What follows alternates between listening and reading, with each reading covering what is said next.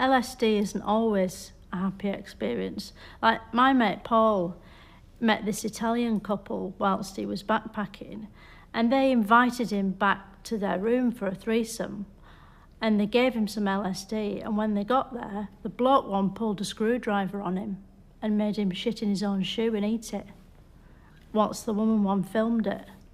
And that's a side of drug use that Paul McCartney doesn't sing about, isn't it? Let's go, girls. All right, Paul. Oh, no, I can't. I've got to read my book. No, I've got to read it in front of a camera. Don't know why. They just told me to do it. Could you describe a rude bit for me? So there's a very famous scene where there's a woman, a very pretty woman called Alison, who everyone fancies, and she's in her bedroom with one lover, and then another would-be lover arrives at the window to serenade her and begs her for a kiss, and she sticks her arse out of the window, her naked arse, and he kisses that very enthusiastically, and then suddenly realises what he's done and is quite upset and runs away. Right, that's not very rude, is it? Like, my mate Paul told me this joke about this bloke in prison who wore a bib round his backside, and that story went places I wasn't prepared for. Like, not even funny, just disturbing. And when I looked up, Paul was crying. My mate Paul sent me this thing on YouTube which proves that spiders aren't actually alive. They just look as if they are, and no one knows what they're made of. Before the Renaissance, other people's paintings were in a sort of wonky 2D. That's because artists had no sense of perspective. A bit like my mate Paul, who punched a waiter in a TGI Fridays for dropping his banoffee pie. Being exposed to ancient Greek philosophy wasn't boring like it is now, but a mind-expanding experience that transformed the way they saw themselves. Like when my mate Paul ate 5 ketamine brownies and thought he could communicate telepathically with any animal he saw on television. Although, whereas Paul ended up sectioned for his own safety, our ancestors decided to change the world. What's the most disgusting thing you've heard someone do with a red nose? Because my mate Paul, he did this party trick that he always does with a red nose, and he put it sort of on his intimate skin, and it sort of tore it and it went septic. Actually, I think that might mean he qualifies for some sort of charity money. That is the first and most disgusting thing I've heard done with a red nose. It's awful, isn't it, to think what people might be doing with them right now. How could they have landed on the moon if the moon isn't real? What makes you think the moon isn't real, though, Philomena? It isn't.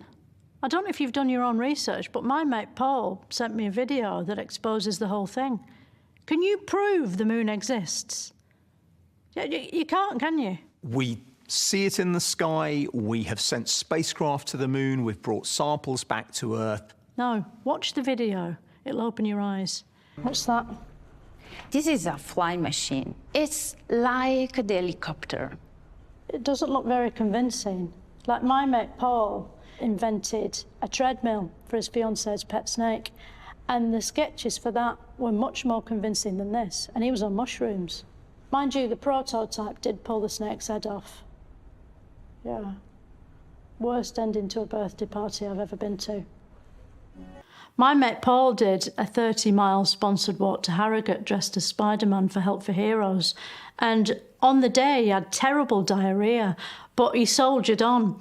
And it was one of the most noble but disgusting things I've ever seen.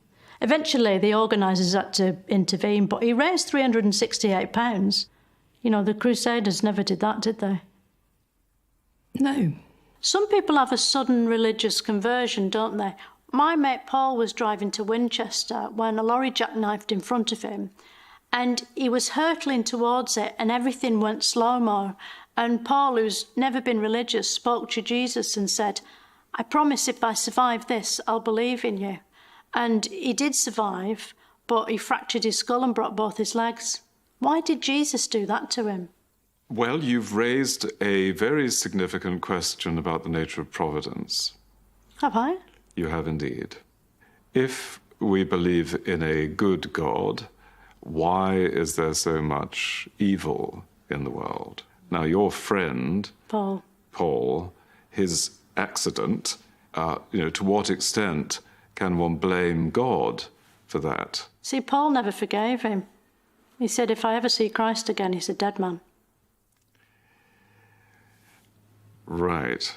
My mate Paul wrote a story about a man who got a new potato stuck up himself following an ill-advised sex game.